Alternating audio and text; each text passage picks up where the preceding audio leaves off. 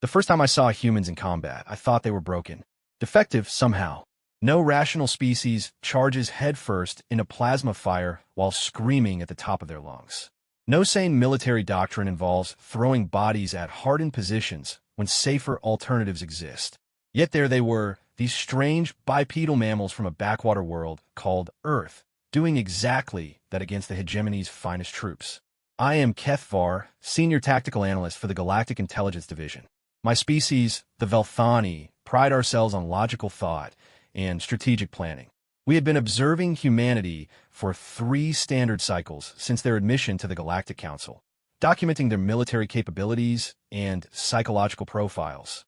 The reports painted them as unremarkable, average technology, standard physiology, nothing to suggest they posed any threat to established powers. We were catastrophically wrong. The war began over mining rights in the Kepler sector. The hegemony, a coalition of 6 major species who had dominated galactic politics for millennia, decided that humanity's rapid expansion needed to be checked. They demanded humans withdraw from 12 systems they had legally colonized. When Earth's government refused, the hegemony declared what they called a police action to restore order. The hegemony fleet was magnificent. Over 3,000 ships, including their massive dreadnoughts, each one capable of glassing an entire planet. Against this armada, humanity fielded barely 800 vessels, most of them converted civilian craft hastily fitted with weapons. Military experts across the galaxy predicted the conflict would last days, perhaps hours. The experts forgot to account for human insanity. I was aboard the GD observation vessel Silent Observer, positioned at a safe distance from the first engagement near Proxima Station. Through our advanced sensors, I watched the human fleet arrange itself in what appeared to be a standard defensive formation. Admiral Thex Quinn, the hegemony's supreme commander, transmitted the usual demands for surrender. The human response was brief and, I would later learn, entirely typical of their species. Come and take it. What followed defied every principle of modern warfare. Instead of fighting a defensive action from prepared positions, the human fleet immediately went on the attack. Not a careful, measured advance, but a full-speed charge directly at the hegemony's main battle line. Their smaller ships accelerated past safe limits, engines redlining as they hurled themselves at vessels 10 times their size. "Are they malfunctioning?" asked Lieutenant 04, my assistant. Through our viewports, we could see human ships literally ramming hegemony cruisers, their crews apparently willing to die just to damage the enemy. It made no tactical sense. But then, something extraordinary happened. The hegemony line, disciplined veterans who had conquered dozens of worlds, began to waver. Their precise formations broke apart as captains instinctively pulled back from these suicidal human attackers. Ships that should have maintained their positions scattered to avoid ramming attacks. "They're afraid," I realized with shock. The humans are making them afraid. It was true. The hegemony's advantage lay in their superior firepower and coordination. But humans weren't fighting like a normal enemy. They were fighting like rabid beasts, apparently unconcerned with their own survival. When a human destroyer's engines were crippled, instead of surrendering, they used their remaining momentum to ram the nearest hegemony ship. When a frigate lost its weapons, it launched its entire crew complement in boarding pods at point-blank range. The boarding actions were particularly horrifying to witness. Hegemony ships were designed to repel boarders through automated defenses and choke points. But humans didn't attack like normal troops. They used explosives to blow holes in bulkheads, creating new entry points. They fought room to room with a ferocity that seemed to border on insanity, using primitive projectile weapons and even hand-to-hand combat. I watched through security feeds as a single human soldier, badly wounded and surrounded by hegemony troops, pulled the pins on multiple grenades rather than surrender. The explosion killed him and 6 enemy soldiers. Another human, cornered on a bridge, began systematically destroying control consoles with some kind of chemical accelerant. When confronted by the ship's captain, instead of negotiating, she simply activated the accelerant she had poured on herself, dying in flames that spread to engulf the entire command center. "This is impossible," muttered Commander Rex 9, our senior military observer. "They're taking casualties at a rate that should have caused them to retreat hours ago. Their losses are approaching 60%. But the humans kept coming. For every ship destroyed, two more seemed to take its place. For every boarding party repelled, another found a different way inside. They adapted faster than any species I had ever observed, learning from each failed attack and modifying their tactics on the fly. The turning point came when a human admiral named Martinez executed what would later be called the Madman's Gambit. His flagship, the U.S. Defiance, was heavily damaged and surrounded by 3 hegemony dreadnoughts. Any sane commander would have surrendered or attempted to retreat. Instead, Martinez ordered his ship to ram the largest dreadnought at full speed while simultaneously detonating his entire missile arsenal. The explosion was visible from our position, 50,000 kilometers away. When the radiation cleared, all 4 ships were gone, 3 irreplaceable hegemony dreadnoughts, and 1 human heavy cruiser. But, more than that, the sheer audacity of the act seemed to break something in the hegemony fleet. These were soldiers who understood acceptable losses and strategic withdrawal. They had never faced an enemy that preferred mutual annihilation to surrender. Admiral Thexquin began ordering retreats from engaged positions. Not tactical withdrawals, full retreats. For the first time in their history, the hegemony was running from a weaker force. But humans weren't finished. Instead of celebrating their unlikely victory and consolidating their position, they immediately began pursuit. Damaged human ships limped after the retreating hegemony fleet, their crews apparently determined to press their advantage. Ships that should have been in dry docks were launching pursuit courses at speeds that would burn out their engines. They're going to follow them all the way back to hegemony space, I said in amazement. They're actually going to invade. That was when I began to understand why the galaxy feared humans. It wasn't their technology or their numbers. It was their complete inability to recognize when they were beaten. Most species, when faced with superior force, would negotiate a retreat. Humans seemed to view overwhelming odds as a personal challenge. Over the following days, as I compiled my initial reports, I interviewed several captured hegemony officers. Their accounts were remarkably consistent and deeply disturbing. They described humans who continued fighting with severed limbs, who rigged their own ships to explode when boarded, who seemed to feel neither fear nor pain in combat. Captain X Prime of the destroyed cruiser Inevitable told me about the boarding action that killed most of his crew. They came through the ventilation systems, he said, his usually steady voice shaking. They cut through reinforced bulkheads with chemical cutters, moving through spaces too small for normal troops. When we cornered them in the engineering section, they began destroying their own equipment to prevent us from using it against them. One of them, badly burned and missing an arm, continued fighting until his ammunition ran out. Then, he tried to bite my weapons officer. Similar stories emerged from every engagement. Humans who fought hand-to-hand with creatures twice their size. Medical teams who continued treating wounded under fire until they themselves were killed. Ship's crews who chose death before dishonor with such consistency that hegemony forces stopped bothering to offer quarter. The psychological impact was devastating to hegemony morale. These were professional soldiers accustomed to clean, efficient warfare between civilized species. Humans fought like primitives, but with modern weapons and tactical intelligence. They combined Stone Age ferocity with Space Age technology in ways that violated every assumption about how wars should be conducted.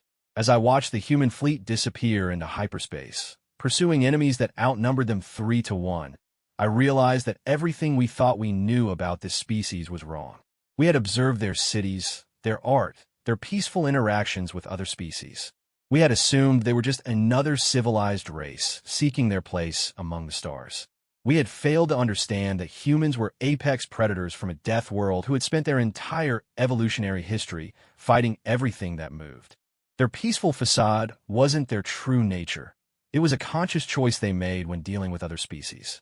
But when pushed to war, when their survival was threatened, the mask came off. The hegemony's invasion force had awakened something that had been sleeping in human society. Not their technology or their industry, but their fundamental nature as a species that had climbed to the top of their planet's food chain through relentless aggression and absolute refusal to surrender. They weren't fighting this war like a political dispute between civilized powers. They were fighting it like their survival depended on victory. And, perhaps most terrifyingly, they seemed to be enjoying it. My preliminary report to the Galactic Council was brief, but urgent. Recommend immediate diplomatic contact with human leadership. species demonstrates unprecedented psychological warfare capabilities. Traditional military modeling insufficient to predict behavior patterns. Further observation required. What I didn't include in that report, what I couldn't find words to express, was my growing certainty that humanity represented something entirely new in galactic politics. Every other species in the galaxy had evolved past their violent origins, becoming civilized through technology and social development. Humans had become civilized too, but they had never stopped being predators. The war was just beginning, but I already knew how it would end. The hegemony thought they were fighting a police action against an upstart species.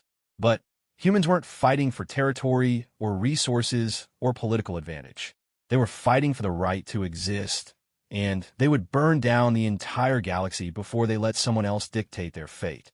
As I began preparing my detailed analysis of the first engagement, one thought kept returning to haunt me. If humans could do this to the galaxy's most powerful military alliance when outnumbered and outgunned, what would they be capable of when the odds were even? What would they do if they ever achieved military parity with the established powers? I was about to find out, because the human fleet hadn't retreated after their victory. They had continued advancing, and intelligence reports suggested they were already preparing for the next battle. Not with reinforcements or better ships, but with the same battered fleet that had just accomplished the impossible. They were going to keep fighting until either they won or everyone involved was dead. And based on what I had witnessed, I wasn't sure which outcome was more terrifying. The galaxy was about to learn why some predators are more dangerous when wounded. The human pursuit fleet arrived at the hegemony border system of the Nix 3 days later, and I watched them do something that redefined my understanding of military strategy. They didn't attack the heavily fortified border stations or attempt to break through the defensive grid.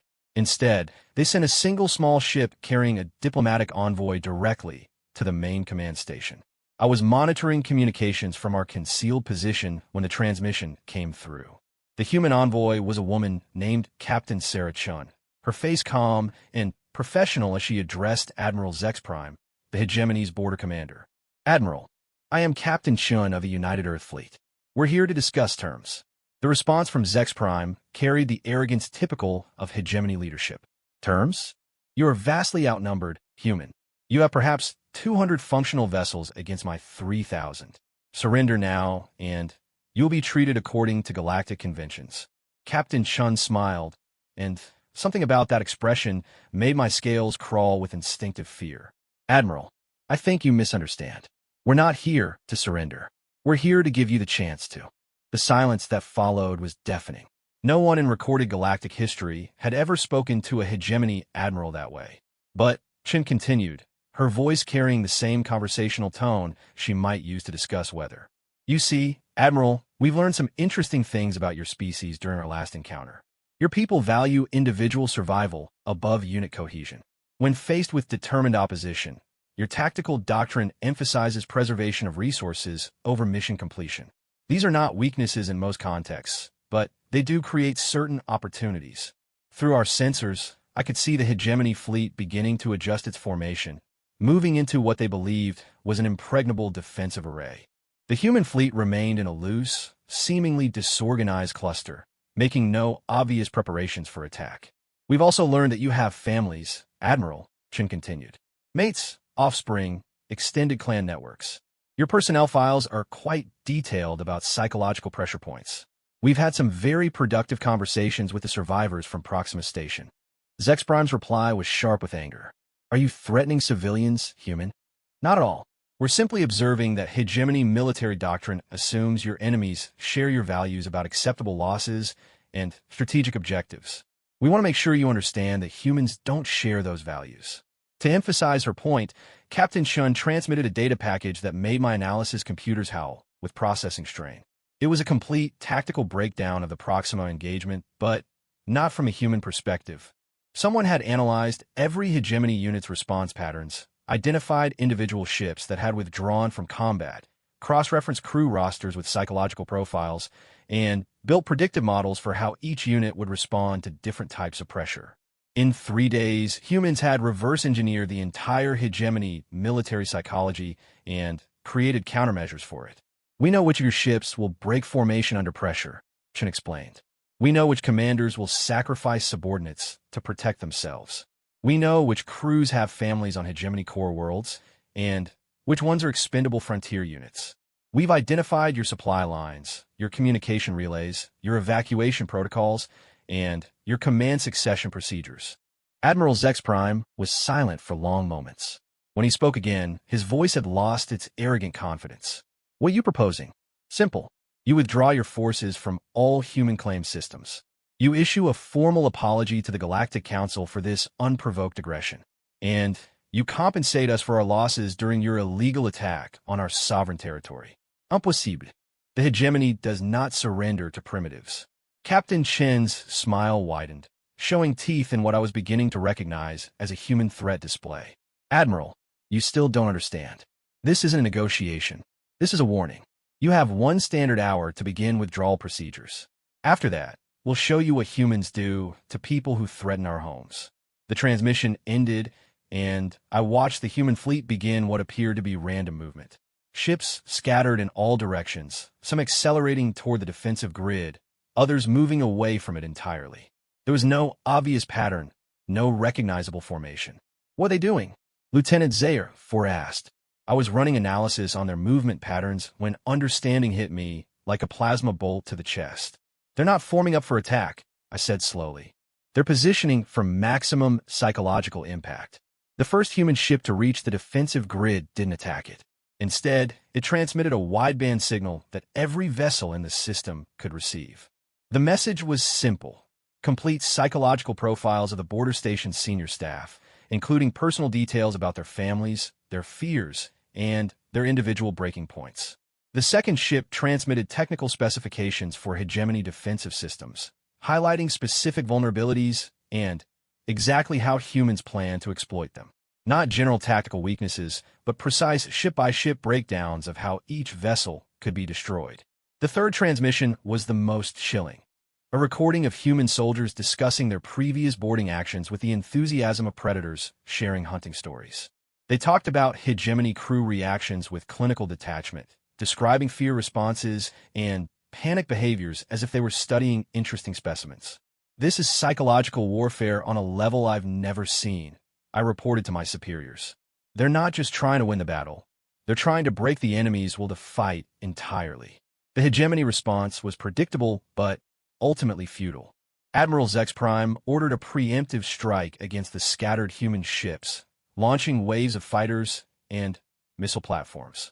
But the humans had anticipated this response, and their scattered formation suddenly revealed its genius. Each human ship had positioned itself to maximize the psychological pressure on specific hegemony units. When the fighters approached, humans didn't engage in traditional combat. Instead, they launched what appeared to be standard missiles that suddenly split into dozens of smaller projectiles, each one targeted at a different enemy fighter. But these weren't kinetic kills or explosive warheads. Each projectile contained a single frequency transmitter that began broadcasting personalized messages to individual hegemony pilots.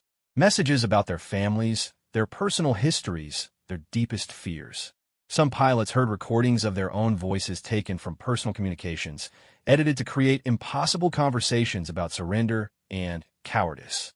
The psychological impact was devastating. Fighter formations broke apart as pilots became convinced their own wingmates were speaking against them. Several pilots simply shut down their systems and drifted, apparently overwhelmed by the targeted psychological assault. But the humans weren't finished. As the fighter engagement devolved into chaos, human ships began transmitting something even more disturbing: detailed plans for what they would do if forced to board hegemony vessels.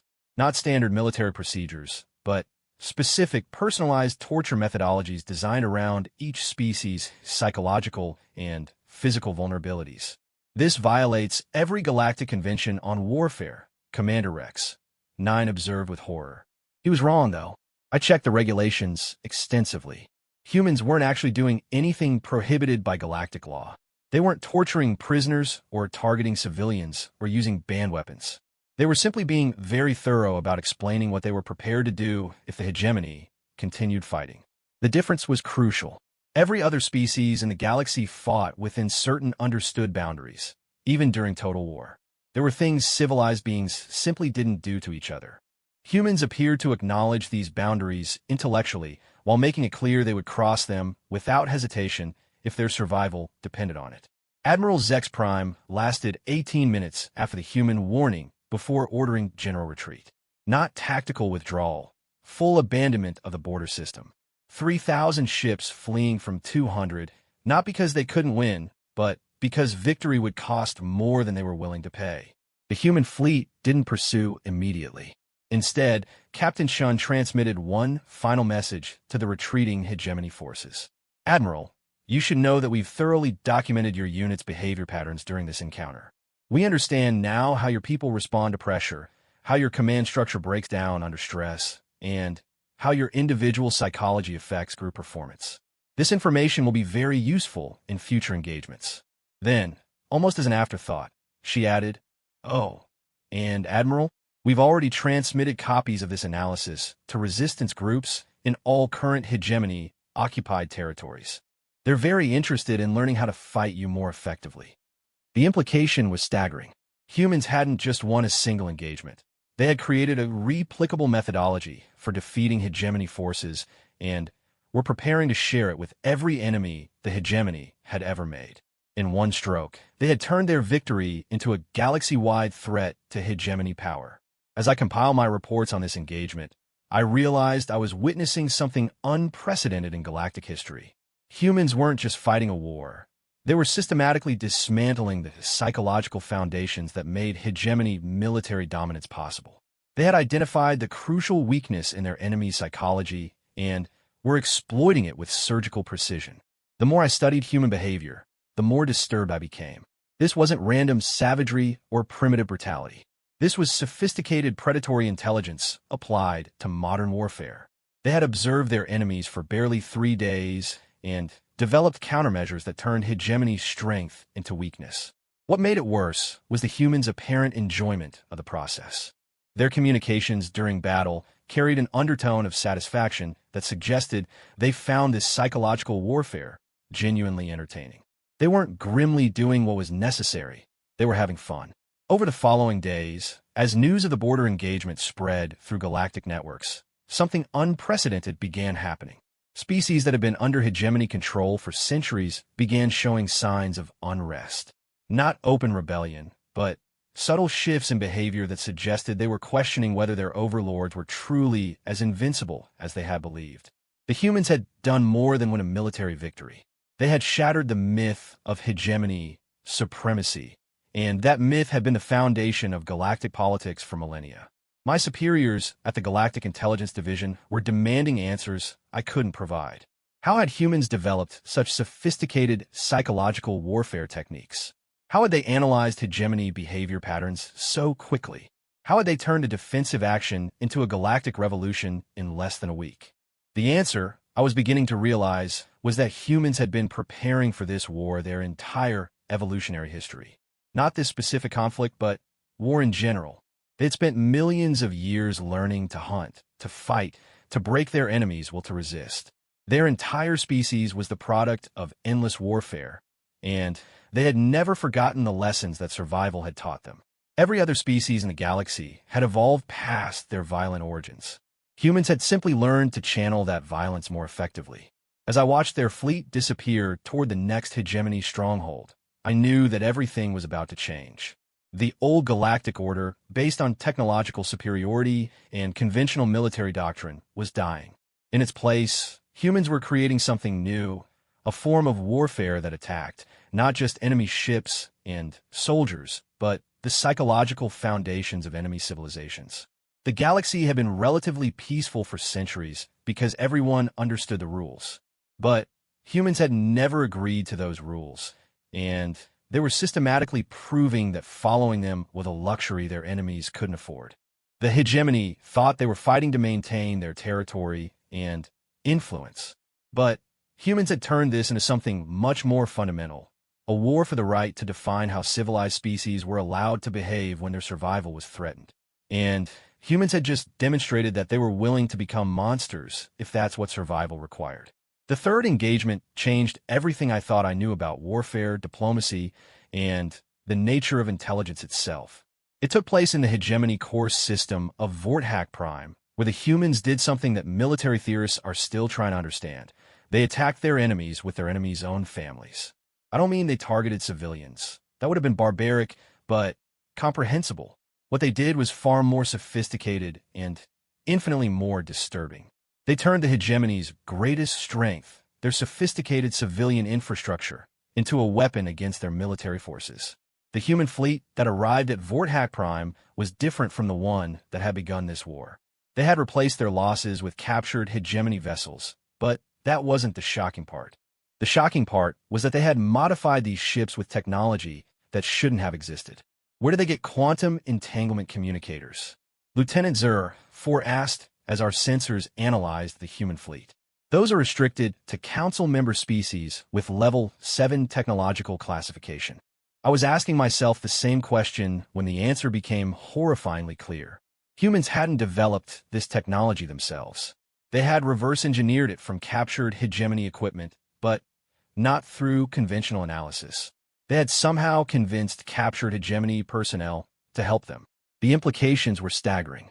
Quantum entanglement communicators were the backbone of galactic infrastructure, allowing instantaneous communication across any distance. They were also incredibly complex, requiring teams of specialists to maintain and operate. For humans to have built their own network meant they had somehow turned their prisoners into willing collaborators. When a human fleet arrived at Vorthak Prime, they didn't attack the military installations. Instead, they positioned themselves around the system's communication relays and began broadcasting something that made my analysis computers crash from sheer processing overload. They were transmitting personalized messages to every single inhabitant of the system, not generic propaganda or threats, but individual communications tailored to specific people based on comprehensive psychological profiles. Somehow, in the weeks since the war began, humans had built detailed dossiers on millions of hegemony civilians. How is this possible? I transmitted to my superiors. We've been monitoring human capabilities since they joined the Council. They don't have the intelligence infrastructure to analyze an entire star system's population.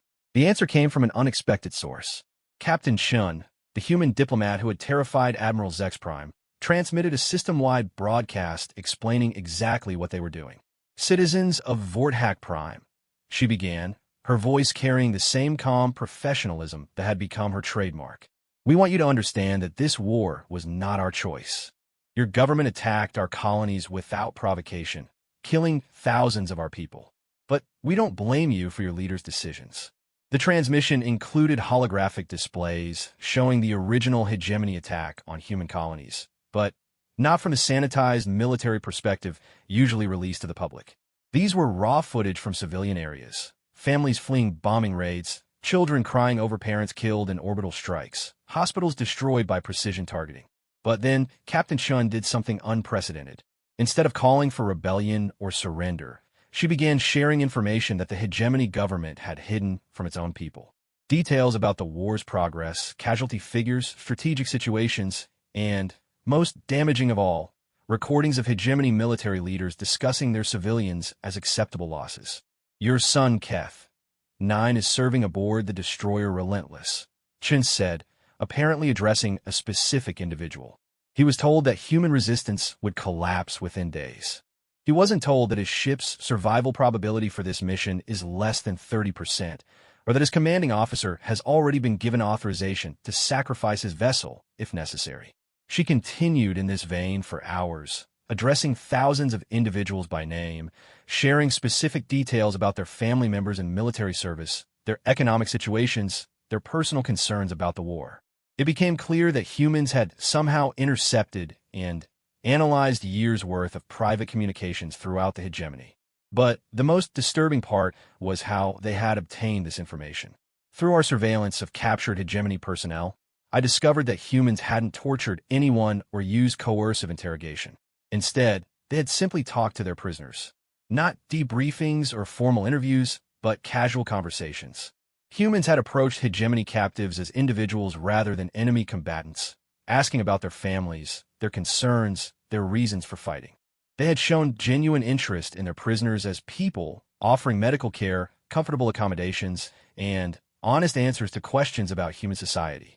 The psychological impact was devastating to hegemony military doctrine, which depended on dehumanizing enemies to maintain unit cohesion. How do you fight an enemy that treats your captured comrades better than your own government treats active personnel? The information campaign at Vorthack Prime created something galactic politics had never seen before: a military engagement where civilian populations had better intelligence about the situation than their own military commanders. Within hours of the human broadcasts, hegemony communication networks were flooding with demands for information from families wanting to know if their loved ones were actually safe or if they had been lied to about the war's progress. The hegemony response was swift and predictable. Military censors began blocking all communications from human sources and implementing emergency protocols to prevent civilian access to military information. But humans had anticipated this reaction and were prepared for it. Instead of trying to break through the censorship, they began transmitting detailed instructions for how hegemony civilians could verify the information independently. They provided communication frequencies for neutral observers, reference numbers for Galactic Council records, and contact information for various intelligence services that could confirm their claims. More devastatingly, they had somehow obtained copies of the hegemony's own internal intelligence assessments, which painted a far bleaker picture of their military situation than public statements suggested. When civilians began requesting these documents from their own government, they were told the files were classified for security reasons. The psychological warfare was masterful. Humans weren't telling hegemony civilians to rebel or surrender. They were simply providing information and encouraging people to make their own informed decisions. When that information was classified or denied by their own government, the implication was obvious: their leaders were lying to them. The military engagement itself was almost anticlimactic. Hegemony Admiral Vex Corps launched what should have been an overwhelming assault against the human fleet, but his forces were already psychologically compromised before the first shot was fired. Many of his personnel were more concerned about the safety of family members than about military objectives. Ship-to-ship communications were filled with demands for information about relatives and friends rather than tactical coordination.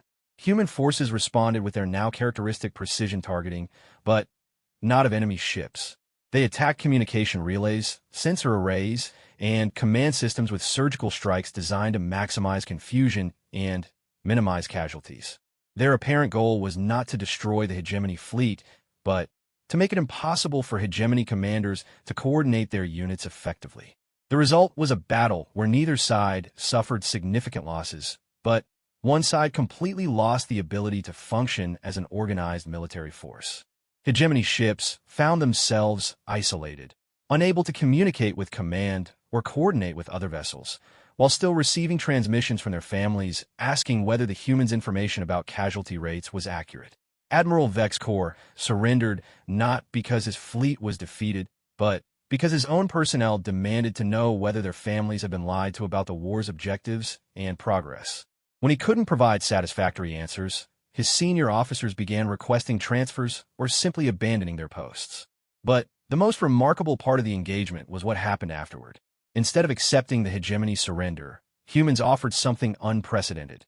They invited hegemony military personnel to tour human ships and speak with their previously captured comrades. The psychological impact was devastating to everything hegemony propaganda had taught about human savagery. Captured hegemony personnel weren't confined to prison cells or subjected to interrogation.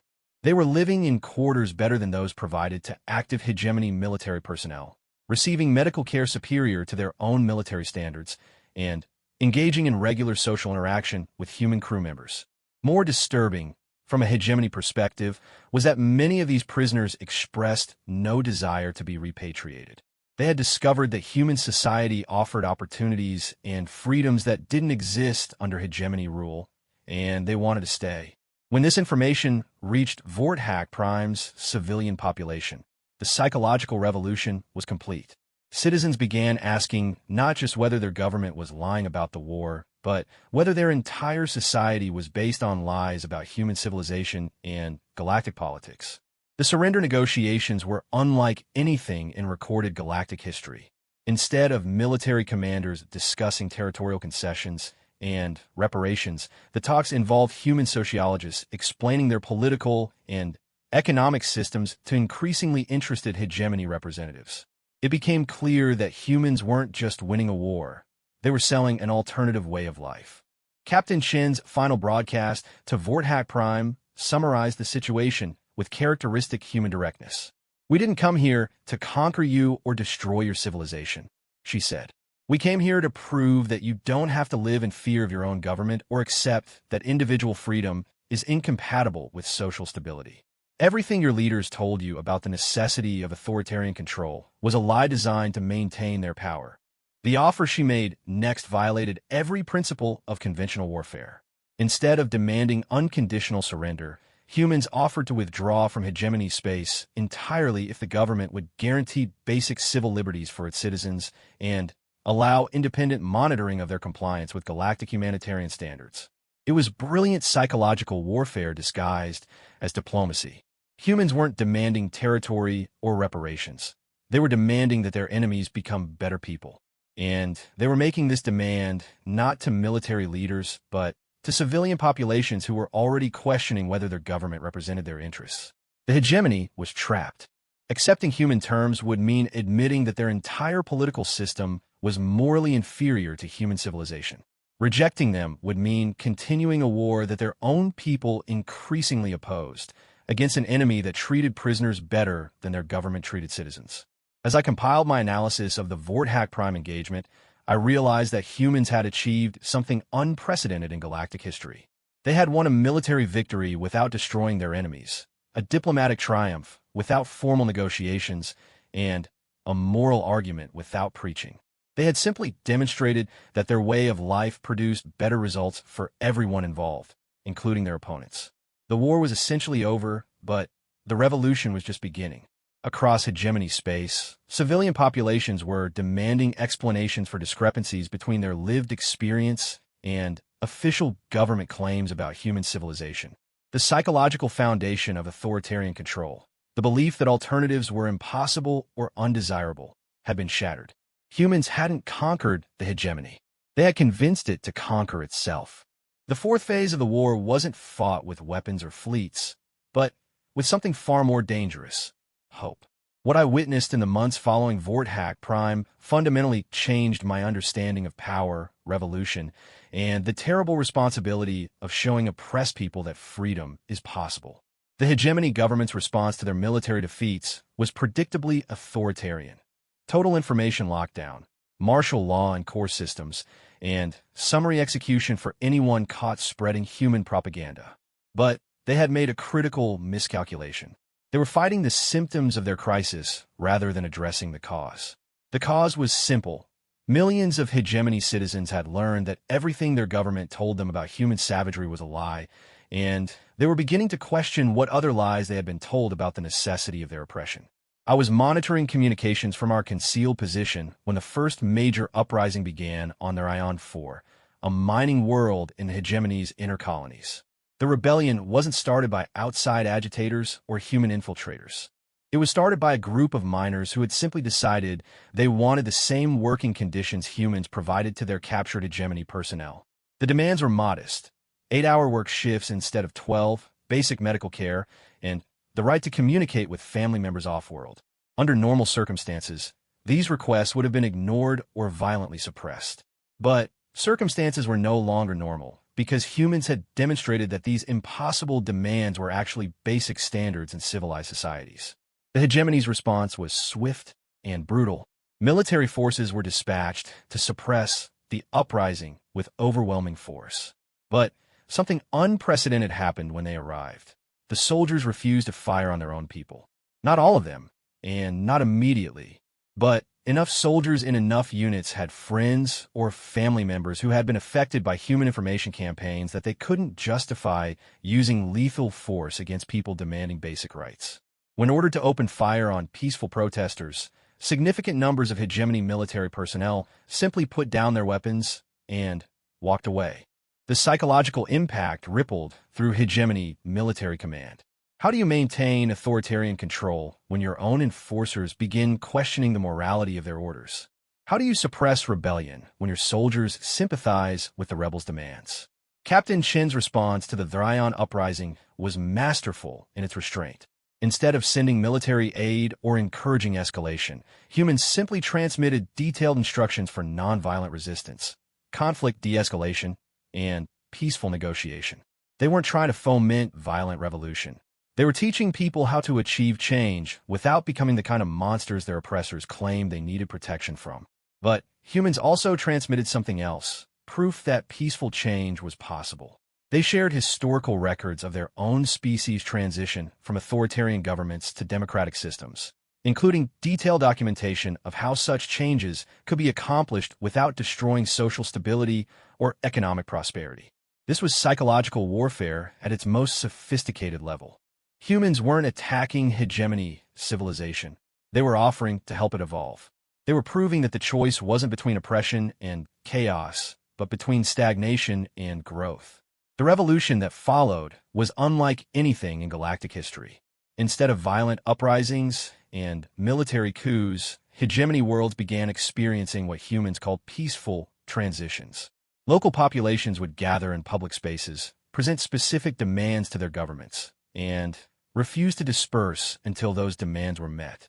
When military forces were sent to break up these gatherings, protesters would respond not with violence, but with questions. Why were basic civil liberties considered threats to social stability? Why were their own soldiers treated worse than human prisoners? Why were they forbidden to communicate with family members when humans encouraged such contact, even during wartime? The psychological impact on hegemony military personnel was devastating. They had been trained to suppress violent rebellion, not to argue political philosophy with peaceful citizens who were asking reasonable questions about basic rights. More importantly, many of these soldiers were beginning to ask themselves the same questions. The tipping point came when Admiral Kex Prime, Supreme Commander of Hegemony Military Forces, issued orders for orbital bombardment of 3 rebellious worlds. The orders were clear and unambiguous. Civilian populations refusing to disperse were to be considered enemy combatants and dealt with accordingly. 57% of the hegemony fleet refused to comply, not through organized mutiny or coordinated rebellion, but through individual decisions by thousands of military personnel who could no longer justify following orders they considered morally wrong. Ship captains reported mechanical failures. Weapons officers claimed targeting system malfunctions. Communications specialists developed mysterious problems with signal transmission. The hegemony military was experiencing widespread passive resistance from its own personnel, and there was no established protocol for dealing with such a situation. Captain Chin's response to this crisis demonstrated the sophisticated understanding of psychology that had made human warfare so effective. Instead of encouraging military mutiny or supporting violent revolution, she transmitted an offer directly to hegemony military commanders. "We understand the difficult position your personnel are in," her message began. "They've been ordered to commit acts they consider morally wrong, but they've also sworn oaths to serve their government. We want to help resolve this conflict without forcing anyone to choose between their conscience and their duty." The offer was simple. Humans would mediate between hegemony governments and their rebellious populations, helping to negotiate peaceful resolutions that addressed legitimate grievances while maintaining social stability. Military personnel would not be forced to fire on their own people, and civilian populations would not be abandoned to violent suppression. But there was a condition. Hegemony governments had to acknowledge that their citizens' demands for basic rights were legitimate and agree to negotiate in good faith. It was a masterpiece of diplomatic manipulation. Humans were offering to solve the hegemony's rebellion problem, but only if hegemony leaders admitted that their oppressive policies were wrong and needed to be changed. The alternative was clear: continued military rebellion, economic collapse, and eventual violent revolution that would destroy the stability everyone claimed to want to preserve. Admiral Kex Prime's response revealed the fundamental psychological weakness that humans had been exploiting throughout the war. "You expect us to negotiate with terrorists and traitors?" he transmitted. Captain Chin's reply was delivered with the patience of someone explaining basic concepts to a confused child. "Admiral, we expect you to negotiate with your own people about their basic rights as sentient beings." The fact that you consider such negotiations to be unreasonable says more about your government's legitimacy than it does about your citizens' demands. She then transmitted something that ended the war more effectively than any military victory could have. Detailed analyses of successful political transitions throughout galactic history, proving that authoritarian governments could evolve into democratic systems without losing stability or prosperity. In fact, the evidence suggested that such transitions usually improved both. The implication was devastating to hegemony leadership. They had based their authority on the claim that oppression was necessary for stability and that individual freedom was incompatible with social order. Humans were proving that this foundation was not just wrong, but actively harmful to the societies it claimed to protect. Over the following weeks, something unprecedented occurred throughout hegemony space. Government officials began defecting to the rebel cause, not through coercion or bribery, but through genuine conversion to the idea that their citizens deserve better treatment than their current system provided.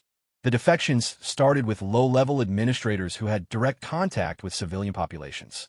When they saw the contrast between human treatment of prisoners and hegemony treatment of citizens, they couldn't continue supporting a system they now understood was fundamentally unjust.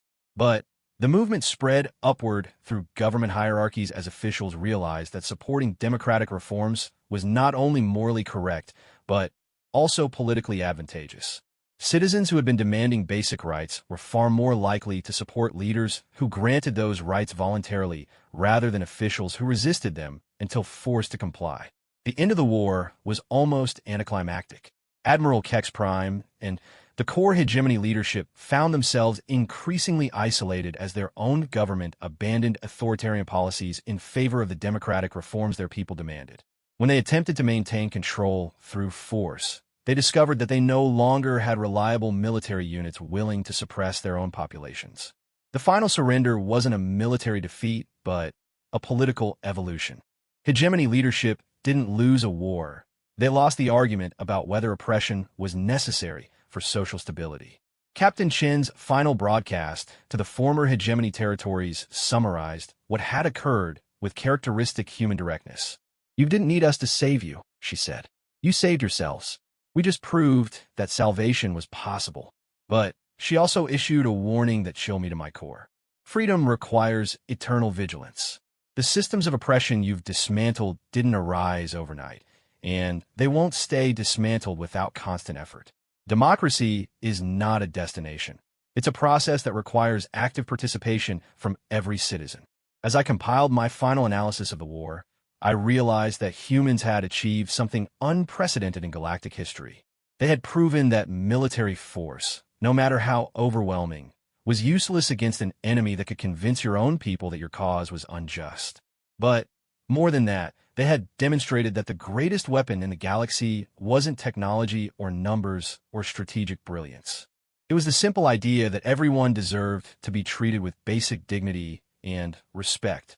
The revolution that followed wasn't imposed by conquest, but chosen by populations who had finally learned that they didn't have to accept oppression as the price of stability. And humans had taught this lesson not through preaching or propaganda, but by simply demonstrating that better ways of life were possible and offering to help anyone who wanted to achieve them. The galaxy would never be the same, because humans had introduced a virus of hope that no military force could contain or destroy. 5 years after the war ended, I found myself aboard a human diplomatic vessel, traveling to what had once been the heart of hegemony space for the signing of the new Galactic Accords. As senior analyst for the Galactic Intelligence Division, I had been tasked with evaluating the long-term implications of human influence on galactic politics. What I discovered challenged everything I thought I knew about civilization, progress, and the price of freedom. The former hegemony territories were unrecognizable, not because they had been destroyed or rebuilt, but because they had fundamentally transformed from within. Systems that had been rigid police states were now thriving democracies. Worlds that had been characterized by fear and oppression were now centers of innovation and cultural exchange. But the transformation wasn't without cost, and humans had been surprisingly honest about the challenges their revolution had created. Freedom is messier than oppression, Captain Chen explained as our ship approached the former hegemony capital world, now renamed Liberation Prime. She had been promoted to ambassador, but still carried herself with the same calm confidence that had terrified hegemony admirals. When people are free to make their own choices, they sometimes make bad ones. When societies are free to govern themselves, they sometimes govern poorly. The question is whether the messiness of freedom is preferable to the efficiency of oppression. Through the viewport, I could see the orbital stations that had once been symbols of hegemony military power, now converted into civilian infrastructure supporting the busiest trade routes in the galaxy. Ships from dozens of species moved through approach corridors that had been designed for warships, but now accommodated merchants, tourists, and cultural exchange vessels. The transformation was remarkable, but I was more interested in understanding the human methodology that had made it possible. How had a species known for violent aggression become the galaxy's most effective promoters of peaceful change? "You're making the same mistake everyone makes," Ambassador Chen said when I asked her about this apparent contradiction. "You assume that humans are naturally violent because we're effective at warfare. But violence was never our goal. It was our tool for achieving survival in a hostile environment. When we found better tools for achieving our actual goals, we adopted them enthusiastically." "And what are your actual goals?" I asked. Her answer redefined my understanding of human psychology. "We want to live in a galaxy where our children don't have to be afraid, where they can explore and grow and choose their own paths without someone else deciding that their existence threatens the established order. Everything else, the military tactics, the psychological warfare, the diplomatic pressure, those are just means to that end." As we docked at Liberation Prime, I was struck by the casual efficiency of operations that had once required rigid military discipline to maintain. Former hegemony personnel worked alongside humans and representatives of dozens of other species, but there was no visible hierarchy or authoritarian oversight. Somehow, complex operations were being coordinated through voluntary cooperation rather than command structures. The explanation, I discovered, lay in something humans called enlightened self-interest. Instead of forcing people to work together through threats and punishment, they had created systems where cooperation produced better outcomes for everyone involved. People followed procedures and maintained standards because doing so made their own lives easier, not because they feared consequences for failure. It was a profound psychological shift that rippled through every aspect of society. When people believe that their personal success depends on collective success, they naturally work toward collective goals. When they understand that their individual freedom depends on respecting others' freedom, they become voluntary defenders of democratic principles.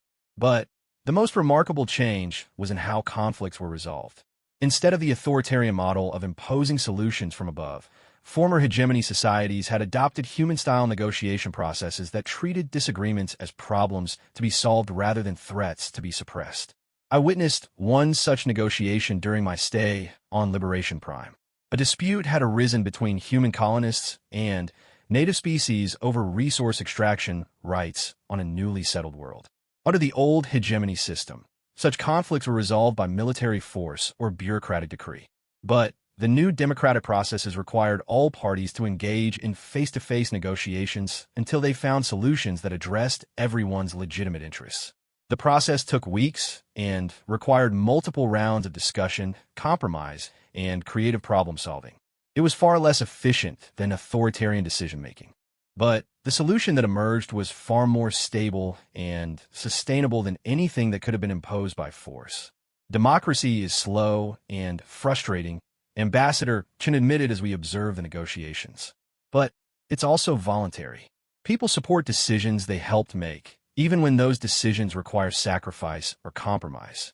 Authoritarian systems might be faster, but they create resentment that eventually destroys whatever efficiency they gain. The negotiations also revealed something crucial about human psychology that I had misunderstood during the war. Their famous aggression wasn't directed at people who disagreed with them. It was directed at people who refused to allow disagreement itself. Humans could tolerate almost any political or cultural difference, but they couldn't tolerate systems that prevented people from expressing those differences peacefully. This distinction explained their seemingly contradictory behavior during the war. They had been willing to die fighting the hegemony, not because they hated hegemony citizens, but because they couldn't accept a galaxy where authoritarian governments could prevent people from choosing their own way of life. The signing ceremony for the new galactic accords demonstrated how profoundly the galaxy had changed. Instead of a formal diplomatic protocol dominated by major powers, the event was organized as a massive cultural festival where every species could present their unique perspective on galactic governance. The final document wasn't imposed by the strongest participants. It was negotiated through a consensus process that took input from everyone involved. The accords themselves were unlike any previous galactic treaty. Instead of defining territorial boundaries or trade relationships, they established fundamental principles for how civilized species should treat their own people and interact with their neighbors. The core principle was simple. Every sentient being had the right to live without fear of oppression, and every society had the obligation to protect that right for its own citizens and respect it in others. But the accords also included something unprecedented: enforcement mechanisms that didn't rely on military force. Instead of threatening punishment for violations, the treaty established support systems to help societies that were struggling to maintain democratic principles. Economic assistance, technical expertise, cultural exchange programs, and educational resources were all offered to help prevent the conditions that led to authoritarian rule. Force creates resistance, Ambassador Chen explained during the signing ceremony. But support creates alliance. We learned during the war that the most effective way to defeat your enemies is to help them become better than they thought possible. The human approach to galactic politics was based on a fundamental insight about the nature of power. Traditional empires maintained control through fear of military conquest, economic retaliation, or social isolation. But this kind of power was inherently unstable because it depended on the subject's belief that resistance was futile. Humans had demonstrated a different kind of power, the ability to inspire others to want what you want. Instead of forcing compliance through threats, they had convinced entire civilizations that democratic principles produced better outcomes for everyone involved. This soft power was far more effective than military force because it was self-reinforcing. People who had experienced the benefits of freedom became its voluntary defenders. Societies that had tasted democracy became naturally resistant to authoritarian appeals. But, perhaps most importantly, this approach created genuine allies rather than reluctant subjects. The species that had joined the new galactic order weren't following human leadership because they feared human military power. They were cooperating because they shared human values and benefited from human partnership. As I prepared my final report on human influence in galactic politics, I struggled to find adequate words for what I had witnessed. Humans hadn't just won a war or changed a government. They had fundamentally altered the relationship between rulers and citizens throughout known space. They had proven that the greatest strength wasn't the ability to force others to obey, but the ability to inspire others to choose cooperation. The galaxy was safer, more prosperous, and more just than it had been under hegemony rule. But it was also more chaotic, unpredictable, and demanding of individual responsibility. Freedom, I had learned, was not a gift that could be given. It was a responsibility that had to be earned and maintained through constant effort. My final observation was perhaps the most disturbing. Humans hadn't saved the galaxy from oppression. They had simply proven that salvation was possible and provided tools for achieving it. The real work of building and maintaining free societies fell to the species that chose to embrace democratic principles. And that work was never finished. Freedom required eternal vigilance, not just against external threats, but against the human tendency to trade liberty for security when challenges arose. The new galactic order would survive only as long as its citizens remained committed to the difficult work of self-governance. As our ship departed Liberation Prime, carrying copies of the new galactic accord to species throughout the galaxy, I realized that humans had given the galaxy something more valuable than peace or prosperity. They had given it hope, the knowledge that no matter how dark things might become, change was always possible for those willing to fight for it. But they had also given it responsibility. The galaxy was no longer controlled by distant empires or authoritarian bureaucracies. It belonged to everyone who lived in it, and its future depended on their choices. Whether that was a gift or a burden depended on what those people chose to do with the freedom humans had died to protect. The galaxy would never be the same. And perhaps, I thought as I began writing my final analysis, that was exactly the point. 7.